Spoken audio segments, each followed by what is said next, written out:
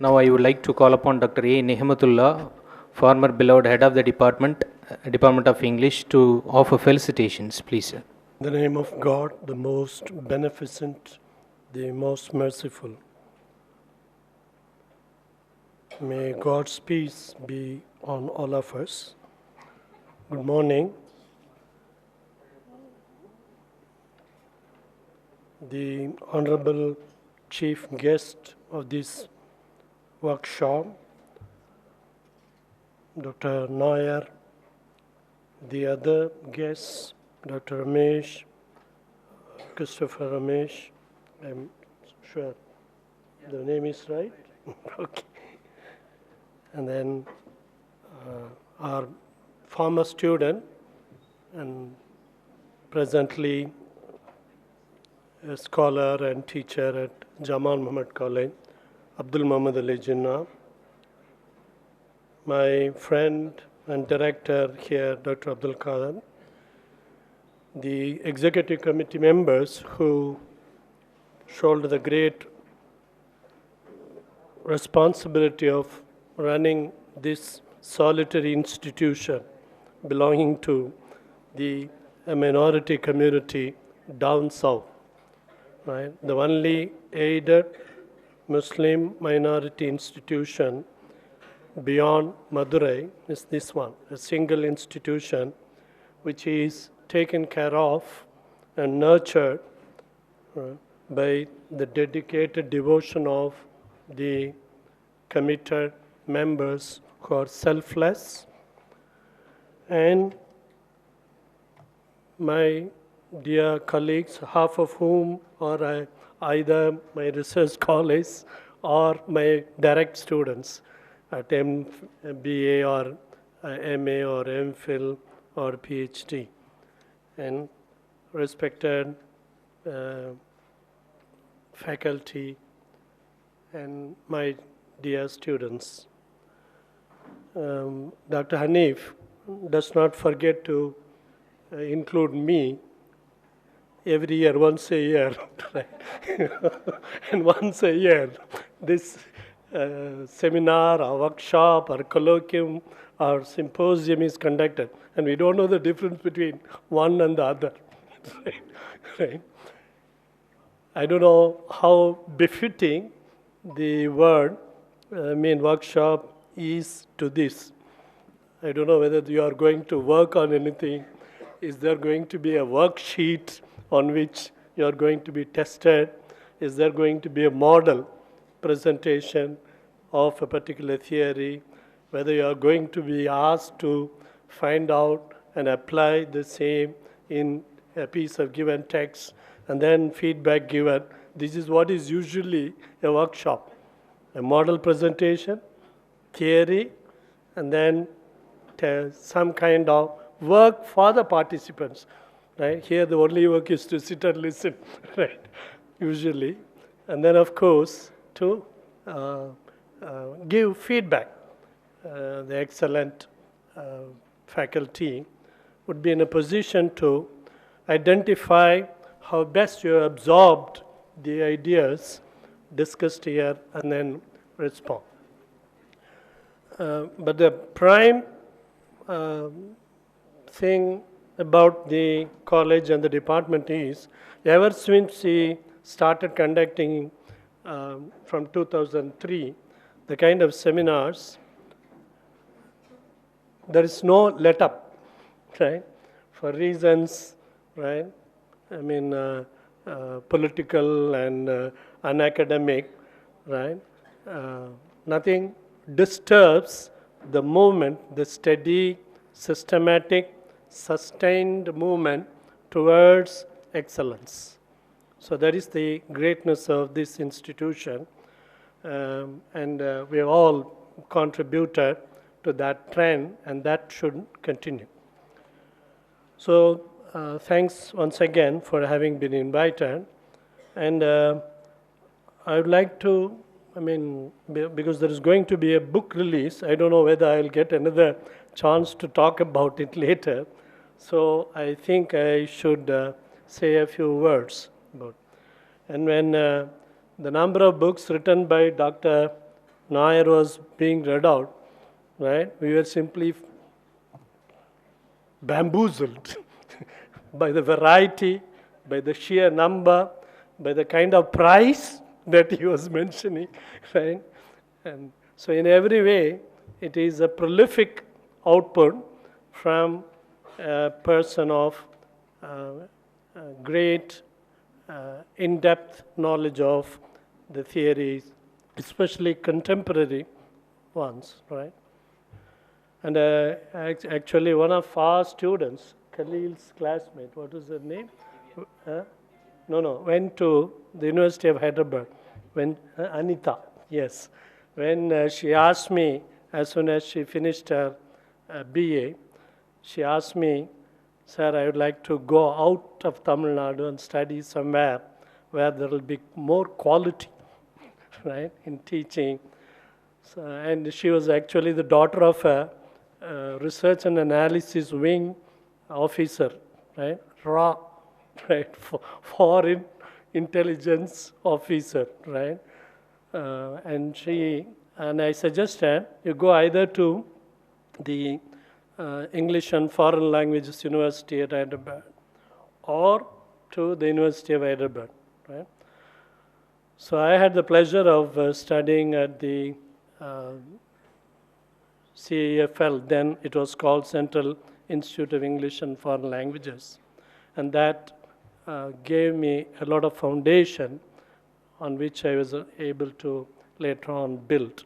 Actually, many of the theories of translation book I took from that library and Xerox and brought it. Right? So that was the single greatest thing that I did during my stay in Hyderabad that 1 year. Right? Every day go to the department, right? Go to the library and then look for books that are related to theories of translation, right? Be it Catford or Naida or Newmark, all of them were lifted, right? Right, by way of Xerox from that. And that is the thing which later on I was able to work on sitting here. Otherwise, this is a very dry area as far as that type of research was concerned. So, the book that is being released today is about translation. It's great in two ways. Number one, every teacher has a habit of complaining about the poor quality of textbooks. What is this textbook? The fellow has written nonsense. He doesn't know. This is too difficult. This is useless. So those are the comments we usually pass on any textbook, right? Whether we are really competent to pass such comments or not, that's a different matter, right? If there is really an error, well, you are within your rights to point out. But generally, it's the habit. Now the question is, where do textbooks come from? Will they come down from heaven? Who are to write the textbooks? Who are the most competent people to write textbooks? Is it the retired teacher or the working teacher? The practicing teacher is the most suitable person to write textbooks because she or he is the one who is handling the particular subject and he knows the problems. He can anticipate the issues involved and thereby he can write a quality textbook. Unless teachers come forward to write quality textbooks, there will be a dearth for quality textbooks, and there is no point in blaming anybody except our own selves. So keeping that in mind, our department has had an excellent tradition of producing useful quality textbooks, and which have been prescribed not only here, even in other colleges and universities. So that is our contribution. The second point that I want to emphasize about that book is usually one of the criteria for measuring the quality of your PhD is whether it is worth publishing. right? If you dare to come out and publish your thesis, then that is a challenge to others that I have not copied anything from anybody. It's not a case of plagiarism. If you are very hesitant, if you are reluctant to publish, that means there is something inside. Right? There are, I know, candidates who never show even the thesis. Right? They hide it somewhere. Right? Even when the degree is awarded, right, the book will not be available. Right? So the usual circular will be, it will be available in the library. People can go, verify, and then ask questions. Right? Nobody reads the thesis except the poor examiner, right? And the poorer guide, right? So only 3 people read the thesis: the one who writes, the one who has to sign, and the one who evaluates others. But the real criterion of a quality of a work is it worth publishing? So when it is published, it becomes the public property. It becomes a kind of in the public domain. Anyone can comment. Anyone can criticize. Anyone can subject it to review. You can come out with ideas, right? So in that sense, right, Dr. Hema's book is based on her thesis, right? And I guided her, and I know that it was a very tough work, because there was no model for her to follow, just as I had no model to follow when I did my research on English translations of the Holy Quran. People even, made fun of me and criticized and said that he will never get the degree, right? Right. So that was the usual reaction, right? So we pioneered a route, and here at least half a dozen people have had their PhDs in translation-related work, and that is one of the strengths of the department, which I again appeal to the department to build on.